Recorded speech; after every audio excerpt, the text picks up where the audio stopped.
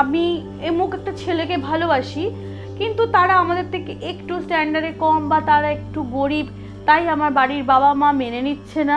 পরিবারের থেকে সবসময় আমাকে বকা ঝকা মারপিট হয়ে আছে, তাদেরকে বাজে কথা বলছে, অপমানজনিত কথা বলছে, এটা আমি মেনে নিতে পারছি না।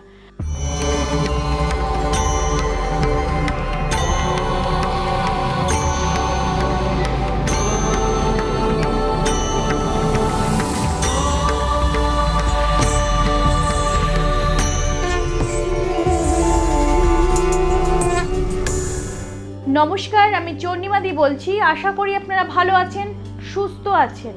আপনাদের বেশিরভাগই তো আপনারা আমাকে চেম্বারে জিজ্ঞেস করছেন যে দিদি আমি এমুক একটা ছেলেকে ভালোবাসি, কিন্তু তারা আমাদের থেকে একটু স্ট্যান্ডার্ডে কম বা তারা একটু গরিব, তাই আমার বাড়ির বাবা মা মেনে নিচ্ছে না। পরিবারের থেকে সবসময় আমাকে বকা ঝকা মারপিট হয়ে আছে, তাদেরকে বাজে কথা বলছে, অপমানজনিত কথা বলছে, এটা আমি মেনে নিতে পারছি না। দিদি এমন কিছু করুন যে আমার ভালোবাসার মানুষকে আমার বাবা মা যাতে মেনে নেয়।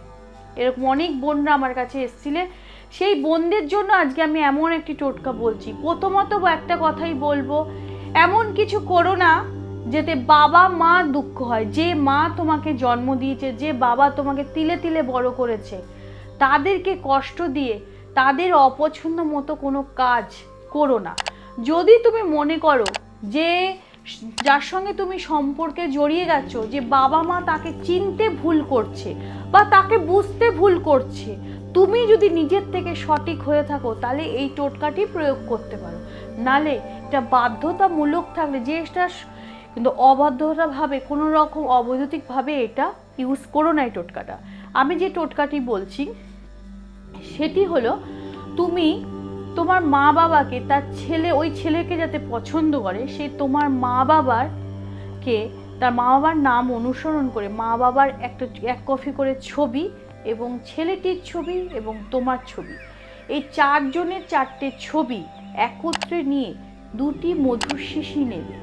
ছেলেটির ছবি, তোমার মা বাবার ছবি এবং তোমার ছবি একত্রে নিয়ে একটি মধুর শিশিতে চুবিয়ে রাখলে এবং তার 3 দিন বাদে একটি তামার পাত্রে, অপোজিটে যে মধু শিশিটি বলেছি, দুটি মধু শিশি নেওয়ার কথা বলেছি, আরেকটি যে মধু শিশি আছে, 3 দিন বাদে যখন ফটোটা চুবে একদম মধুতে ভিজে গেছে, সেই মধুটা সমেত ফটোর সমেত তামার পাত্রে ঢাললে। আরেকটি যে মধু আছে, সেই মধুর মধ্যে একটি সিঁদুর, কেশর আর কোনো অমৃত বা কোনো মিষ্টি জাতীয় কোনো খাবার ওর সাথে পেস্ট করলে, মধু তো এমনিই মিষ্টি, তার সঙ্গে আরও কোনো মিষ্টি জাতীয় পেস্ট করে ওই ফটোর সাথে তিলক বানিয়ে মা বাবাকে কপালে বা কোনো জায়গায় পড়তে বলুন। দেখবেন আস্তে আস্তে তোমাদের পছন্দ করা ছেলেকে মা বাবা পছন্দ করছে। এমন কিছু করো না যে হিন্দু হয়ে তোমরা অন্য জাতকে বিয়ে করবে, এটা কখনোই মা বাবার পক্ষে পসিবল না।